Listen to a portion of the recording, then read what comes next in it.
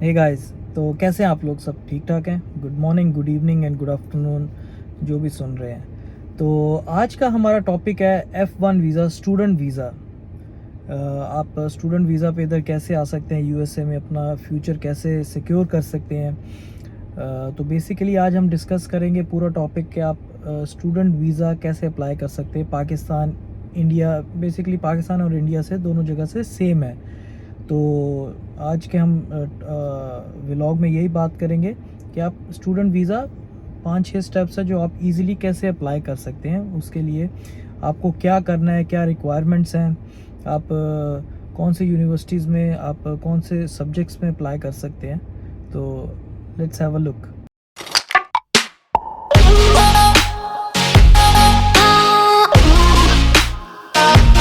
Hey guys, welcome back to my YouTube channel. तो like और subscribe करना ना भूलिएगा।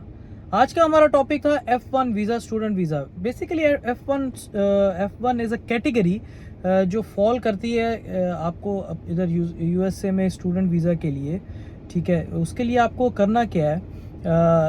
डेफिनेटली अगर आपने एक माइंड सेटअप कर लिया है कि I want to study in abroad, तो और आप चाह रहे हैं कि मैं यूएसए में जाके अपनी आगे की फर्दर डिग्रीज़ उसको कंटिन्यू करूं, तो इसके अंदर क्या स्टेप्स है, आपको क्या एजुकेशनल इंस्टीट्यूट्स को पता होना चाहिए।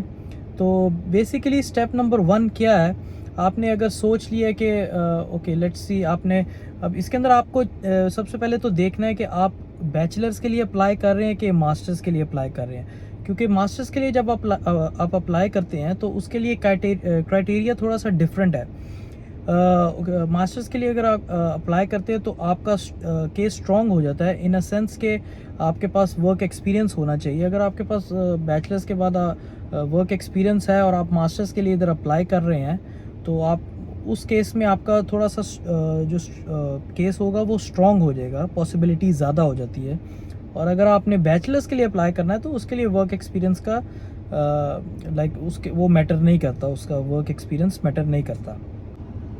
अच्छा, उसके बाद आता है कि आपके पास आता है कि आपने सबसे पहले इसका आपने अपने एजुकेशनल डॉक्यूमेंट्स आपके पास पूरे होने चाहिए। सेकंड थिंग, आपका वैलिड पासपोर्ट होना चाहिए अप्लाई करने के लिए। थर्ड, आपके पास बर्थ सर्टिफिकेट होना चाहिए। और ये सारे डॉक्यूमेंट्स आपके अटेस्टेड होने चाहिए फेडरल गवर्नमेंट से डेफिनेटली। उसकी एक मॉडरेट सी फीस है, वो आपको पे करनी होती है और आपके डॉक्यूमेंट्स अटेस्ट हो जाते हैं। अटेस्टेशन के बाद आपने एक प्रोसीजर करना है कि आपने सबसे पहले तो आपने देखना है आप बैचलर्स के लिए अप्लाई कर रहे हैं कि मास्टर्स के लिए अप्लाई कर रहे हैं। उसके लिए आपने अपना कोर्स सेलेक्ट करना है कि आपने कौन से कोर्स में आगे मास्टर्स करना है। डेफिनेटली बैचलर्स करना है या मास्टर्स करना है, वो आपने सेलेक्ट कर लिया। फिर आपने ये देखना है कि आपने कौन सी यूनिवर्सिटीज़ में अप्लाई करना है, आपने कौन सी स्टेट में अप्लाई करना है यूएसए में। डेफिनेटली अगर आपके कोई रिलेटिव्स हैं या फ्रेंड्स एंड फैमिली मेम्बर्स आपके किसी स्टेट में हैं, तो आपको ज़्यादा हेल्प आउट हो जाएगा आपको गाइडेंस के लिए कि उनके एरिया में या उनकी स्टेट में यूनिवर्सिटीज़ कैसी हैं। मतलब अगर वो हेल्प आउट कर सकते हैं, that will be good enough for you. तो आपने सबसे पहले कंपनीज लिस्ट आउट करनी है, ठीक है। और इन बिटवीन अगर आपको कोई कंसल्टेंट मिलता है, एजुकेशनल कंसल्टेंट अच्छा मिल जाता है और आपका वो सारा प्रोसीजर को खुद कर दें, तो वो भी आपके लिए बेटर है। लेकिन आई थिंक ये सारे स्टेप्स बहुत इजी हैं कि आप लोग खुद अप्लाई कर सकते हैं, किसी भी एजुकेशनल कंसल्टेंट की ज़रूरत नहीं रहती। वो आपको बेनिफिट ये रहता है एजुकेशनल कंसल्टेंट का कि उनके पैनल पे सारी यूनिवर्सिटीज़ ऑलरेडी लिस्टेड होती हैं, तो आपको ज़्यादा यूनिवर्सिटी सर्च करने का ज़रूरत नहीं रहती। वो प्लस पॉइंट होता है उनके पास के वो यूनिवर्सिटीज़ के साथ ऑलरेडी इन टच होते हैं, तो आपका इजी प्रोसेस रहता है। लेकिन आई थिंक मैं इस केस में यही कहूँगा कि जब आप खुद आप एप्लीकेशन खुद अप्लाई कर सकते हैं, खुद सारा कुछ कर सकते हैं, तो why to give money to someone else to apply for you. तो इस केस में बेटर रहेगा कि आप लोग खुद अप्लाई करें। बहुत इजी स्टेप्स हैं। आपने सबसे पहले आपने लिस्ट कर ली, यूनिवर्सिटीज़ आपने लिस्ट कर ली, यूनिवर्सिटीज़ लिस्ट कर ली। मैं यही कहूँगा कि आप यूनिवर्सिटी लिस्ट करके आप 5 to 6 यूनिवर्सिटीज़ में लाजमी अप्लाई करें। आपके पास उनके पास लेटर होना चाहिए, वो आपके लिए हेल्प आउट करेगा आगे इंटरव्यू के लिए। तो आपने यूनिवर्सिटी सेलेक्ट कर ली, 5 to 6 यूनिवर्सिटी सेलेक्ट कर ली। उसके अंदर आप कुछ यूनिवर्सिटीज़ ऐसा होता है कि उनकी $50 फ़ीस होती है फॉर्म की, किसी की $60 होती है, किसी की $80 होती है एप्लीकेशन फॉर्म की फ़ीस। तो वो डिपेंड करता है डिफरेंट यूनिवर्सिटीज़ के ऊपर। अब कुछ यूनिवर्सिटीज़ जो होती हैं वो उनकी जो रिक्वायरमेंट होती है वो पहले होती है कि आपके पास आइल्स ज़रूरी होना चाहिए, ठीक है ना। अब कुछ यूनिवर्सिटीज़ आइल्स नहीं मांगती, लेकिन इसका ये मतलब नहीं है कि वो आपको आइल्स स्किप कर देना है।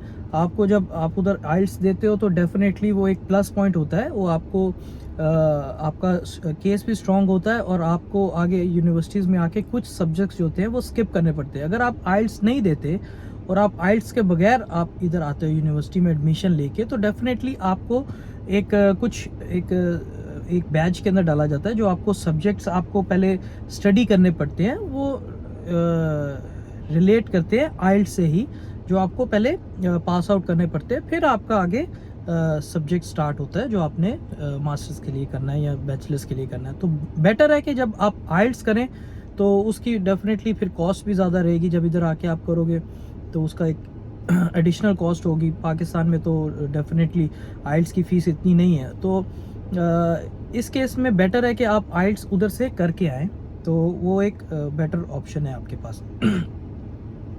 फिर आपने यूनिवर्सिटी सेलेक्ट कर ली। यूनिवर्सिटी सेलेक्ट करने के बाद आप let's suppose 4 to 5 university select की हैं आपने।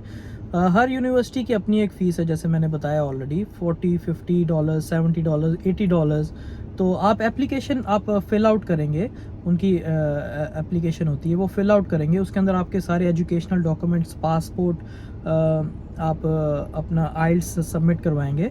तो जब आपने सबमिट करवा दिया तो आप उसके बाद आप 2 to 3 weeks, may be 4 weeks, वो वेरी करता है टाइम, वेट करेंगे। तो आपको उनकी तरफ से एक्सेप्टेंस आएगी, यूनिवर्सिटी की तरफ से एक्सेप्टेंस आएगी। वो एक यूनिवर्सिटी अगर आपको 3-4 की तरफ से एक्सेप्टेंस आ जाती है तो वेल एंड गुड है।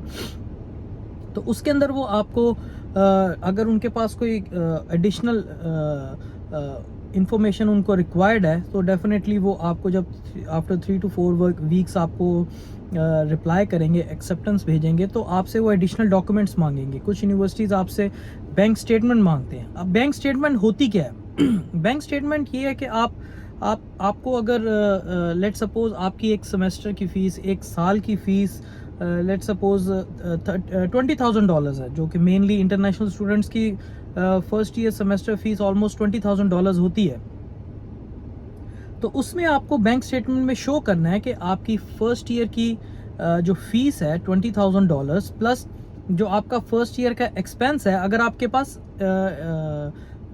फाइनेंशियल असिस्टेंस नहीं है, आपके पास कोई भी आपको एड नहीं है, कुछ भी आपको प्रोग्राम नहीं मिला फाइनेंशियल एड का, तो आपको वो शो करनी है $20,000 प्लस आपको सेकेंडली आपको शो करना है कि आपके जो एक्सपेंस है पूरे ईयर के, आप वो अफोर्ड कर सकते हैं।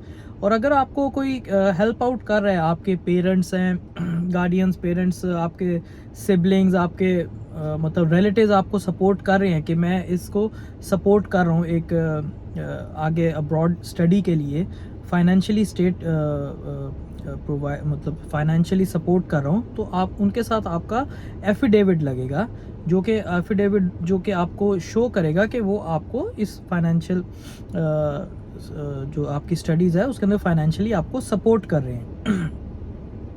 तो ये वो एडिशनल डॉक्यूमेंट्स आपको रिक्वेस्ट कर सकते हैं। अच्छा जी, आपने सारी डिटेल्स उनको भेज दी, एडिशनल डॉक्यूमेंट्स, फिर वो आपको एक प्रोवाइड करेंगे एक फॉर्म, जिसके अंदर आपने अपने आप को प्रेजेंट करना है कि आप उधर ये प्रोग्राम उधर क्यों करना चाह रहे हैं, आप बैक होम में क्यों नहीं करना चाह रहे। तो आप उसके अंदर एक डिटेल अपने आप को एक प्रेजेंट करेंगे कि आपने उधर मास्टर्स करना है, आपने क्या प्रोसीजर है, आपने क्यों करना है, आपका गोल क्या है, तो आपको ये चीज़ें प्रोवाइड करेंगे।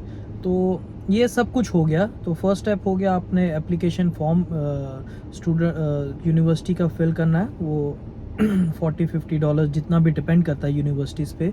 सेकंड, आपने उनको सारी डिटेल्स भेज दी। अब आपने जब उनको सब डिटेल भेज दिया तो वो आपको एक एक्सेप्टेंस आ गया, ऑफर लेटर आ गया यूनिवर्सिटी की तरफ से कि okay we are accepting you, आप प्रोसीजर स्टार्ट कर सकते हैं। तो वो फिर आपको एक I-20 फॉर्म भेजेंगे। I-20 फॉर्म जब आप भेजेंगे तो उसके अंदर आपका सब डिटेल्स होंगी, आपके पर्सनल डिटेल्स होंगी, आपने कौन सी डिग्री में आगे एडमिशन लेना है, कितने सेमेस्टर्स होंगे, क्या फ़ीस होगी, पूरी एक डिटेल होगा जिसके अंदर नीचे आपको अपने DOS से साइन भी करवाने हैं, अपना आपने खुद उसके अंदर साइन करने हैं, साइन करके आपने उनको एक्सेप्टेंस भेज देना है। उससे पहले आपने उनको एक फ़ीस होती है SEVIS सर्विस फ़ीस होती है, $350 उसकी फ़ीस है, वो आपको पे करनी है। वो आप किसी भी बैंक में जाके वो फ़ीस पे करेंगे, जो भी उनके बैंक्स होंगे रिलेटेड आई थिंक, तो वो चालान फॉर्म आपने साथ लगा के उनको भेज देना है। तो वो फिर आपको I-20 फॉर्म की एक्सेप्टेंस आ जाएगी, आपको जो फेडेक्स के ज़रिए आपके घर पे आ जाएगी। तो $350 उसकी फ़ीस होगी। उसके बाद नेक्स्ट स्टेप है, आपने अब अपॉइंटमेंट लेनी है। अपॉइंटमेंट लेने के लिए आपको क्या करना है, थर्ड स्टेप है जो आपने करना है, उसको 360 फॉर्म फिल आउट करना है। उसकी फ़ीस है $160 एज ऑफ नाउ, जो कि चेंज होने वाली है बहुत जल्दी नेक्स्ट मंथ। तो वो आपने फिल करनी है। उसके अंदर आपने D160 सेम जैसे मैंने आपको पहले बताया था एक वीडियो में, आपने सारा उधर फॉर्म फिल आउट करना है, हर चीज़ अपनी पर्सनल प्रोवाइड करनी है। आपने कहाँ एजुकेशन हासिल की, आपने बैचलर्स, मैट्रिक, जो भी आपकी एजुकेशनल इंस्टीट्यूट के सारी इन्फॉर्मेशन देनी है। अगर आप मास्टर्स के लिए अप्लाई कर रहे हैं और आप जॉब कर रहे हैं तो आपको वो डिटेल्स देनी है पूरी। तो उधर आपने जो आपने एक फ़ीस दी हुई है $350 सर्विस फ़ीस जिसको कहते हैं SEVIS $350, उसका नंबर आपने मेंशन करना है उधर। तो आपने इंटरव्यू डेट लेनी है उधर से, वो डिपेंड करता है आपको कब की डेट मिल रही है, आप किस कॉन्सुलेट से लेने जा रहे हैं, इस्लामाबाद से या कहीं और से, आपने डेट ले ली। तो फोर्थ थिंग आगे आपने इंटरव्यू की डेट सेलेक्ट करनी है। आपने इंटरव्यू की डेट सेलेक्ट की और आपने डेफिनेटली सारे अपने डॉक्यूमेंटेशन लेके इंटरव्यू के लिए जाना है। तो इसके अंदर था क्या, बेसिकली आपने यूनिवर्सिटी सेलेक्ट की, कौन सी यूनिवर्सिटी में आपने करना है, फिर यूनिवर्सिटी की जो एप्लीकेशन फॉर्म फ़ीस है वो आपने $40 या $50 जितनी भी है। सेकेंड I-20 की फॉर्म की जो फ़ीस है, सर्विस फॉर्म जो है जिसको बोलते हैं SEVIS फॉर्म, $350 वो है, और आपकी D160 की फ़ीस है $160।